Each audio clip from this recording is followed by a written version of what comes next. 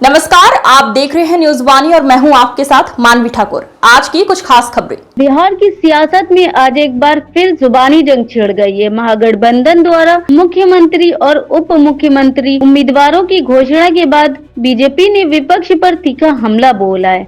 बिहार विधानसभा चुनाव की तैयारियों के बीच महागठबंधन ने आखिरकार अपने पत्ते खोल ही दिए, जहां तेजस्वी यादव को मुख्यमंत्री पद का उम्मीदवार और विकासशील इंसान पार्टी के मुख्य मुकेश सहीन को उप मुख्यमंत्री पद का चेहरा घोषित किया है।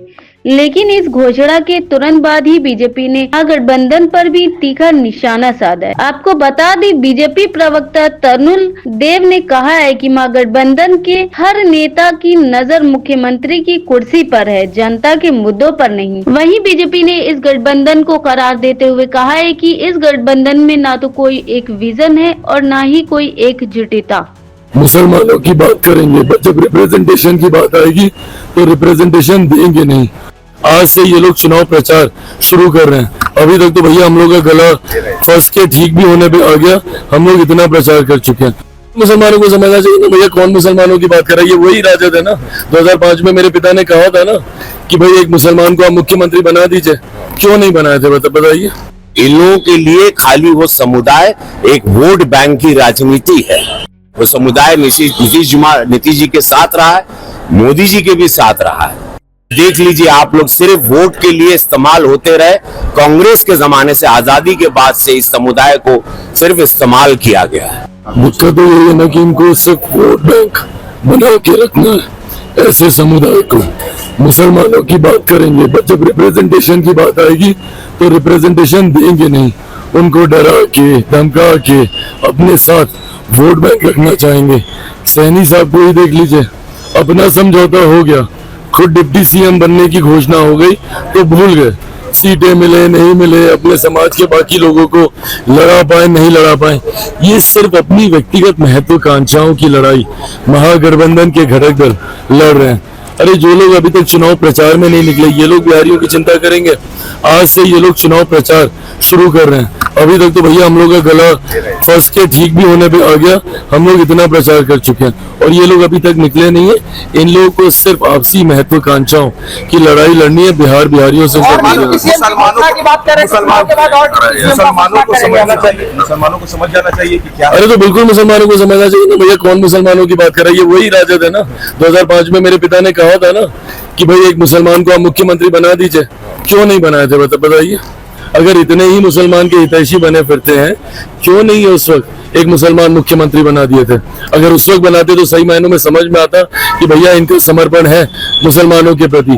और ये कहेंगे कुछ, करेंगे कुछ, इनकी कथनी करनी में फर्क है। मुसलमान इनके लिए सिर्फ वोट बैंक है।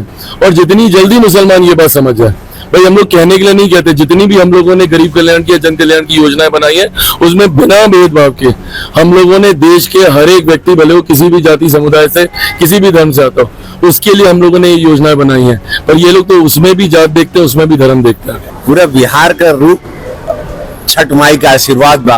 पूरा बिहार का मूड आप लोग जान रहे हैं क्या है। ऐसा जीत एनडीए का कभी ना हुआ था इसके पहले। ऐतिहासिक जीत की ओर है। इन लोगों के आपस में कबड्डी खेले था, कुछ नहीं है। इस वक्त बिहार का बच्चा, माँ, बहन, बेटी, माई छठ का कृपा बाटे, सीता माई का कृपा बा। देखिए ऐतिहासिक जीत होगा मोदी जी और नीतीश कुमार के लिए। आप लोग सोच नहीं सकेंगे, ये रिकॉर्ड हम बोलत है।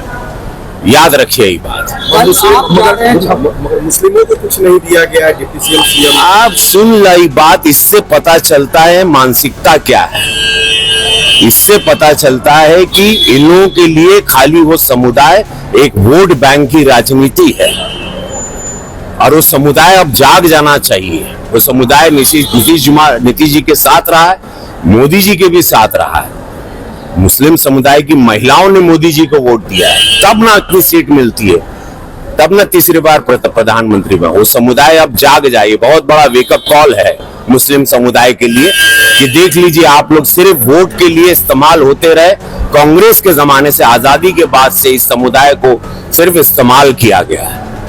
और अनाज से लेके मकान से लेके सब कुछ प्रधानमंत्री जी और इस सरकार में सुरक्षा व्यवस्था इस समुदाय को पूरा सुरक्षित रखा गया है। लेकिन वोट बैंक वोट की राजनीति में यह समुदाय बिखर गया, हमेशा हिंदू मुसलमान विरोधियों ने करवाया। भाजपा ने कभी